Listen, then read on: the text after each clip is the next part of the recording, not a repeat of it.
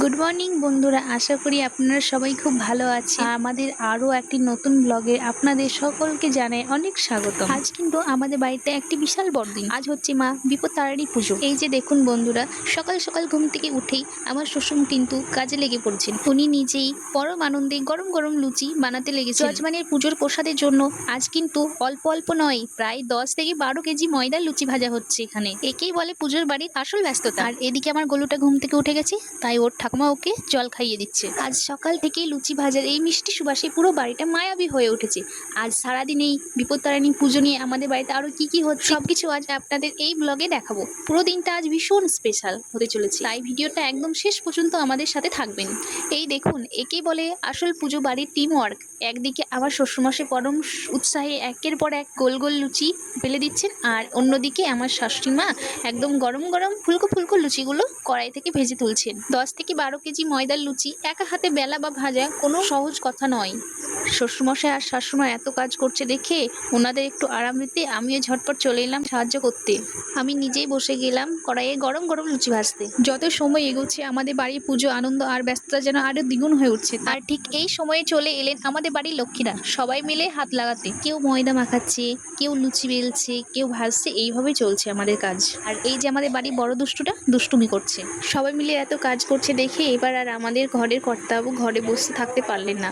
এরই মধ্যে বাড়িতে চলে এলেন আমাদের বড় ননদ, আর ওনার আসার সাথে সাথে আমার ছোট্ট সোনা সোজা গিয়ে ওর পিসিমণির কোলেও চড়ে বসেছেন। পিসিমণি ওকে কোলে নিয়ে কত আদর করছে দেখুন।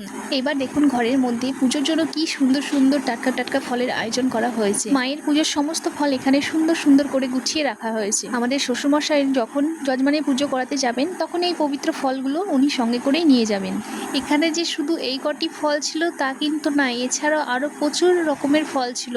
আমাদের যে শ্বশুরমশাই তিনি টাটকা টাটকা ফল পুজোর সামগ্রী একদম সুন্দর করে ব্যাগে গুছিয়ে নিয়ে যজমানদের পুজো করার উদ্দেশ্যে রওনা দিয়েছে। পুজো বলে কথা, তাই মেনুটা কিন্তু একদম নিরামিষ মেনু। পোস্তর বড়া, আলু ভাজা, আলু পটলের তরকারি আর মুগের ডাল। আর এদিকে বিকেল হতে আমাদের বাড়ির ছোট্ট গোলুবাবুর এনার্জি লেভেল একদম হাই।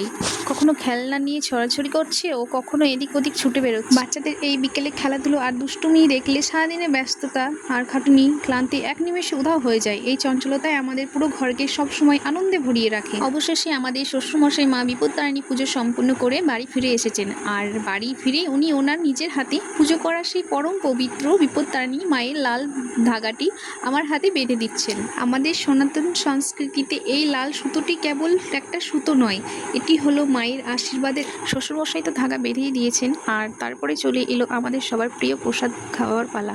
মা বিপত্তারিণী পুজোর এই ফল আর মিষ্টি প্রসাদের স্বাদই আলাদা। বাড়ি ফেরার সময় কত কত ফল মিষ্টি প্রসাদ ওনার সাথে এসেছে, পুরো থালা বাটি একদম প্রসাদে ভরে গেছে।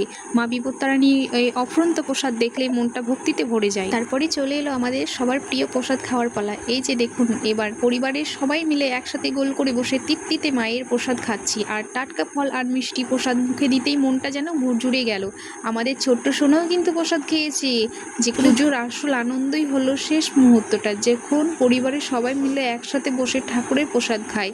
এতে মনের শান্তি বাড়ে, সবার মধ্যে ভালোবাসা গভীর হয়। এবার বিকেলে টুকটাক ঘরের কাজগুলো সেরে নেওয়ার পালা। এই যে আমাদের ছোট্ট সোনার জামা কাপড়গুলো একটু গুছিয়ে রাখছি, আর সাথে ঘরটা একটু ঝাড় পরিষ্কার করে নিচ্ছি। আশা করি আমাদের আজকের এই ঘরোয়া ব্লগটি আপনাদের মন ছুঁয়ে গেছে। ভিডিওটি কেমন লাগলো কমেন্ট করে অবশ্যই জানাবেন। আর টাটা।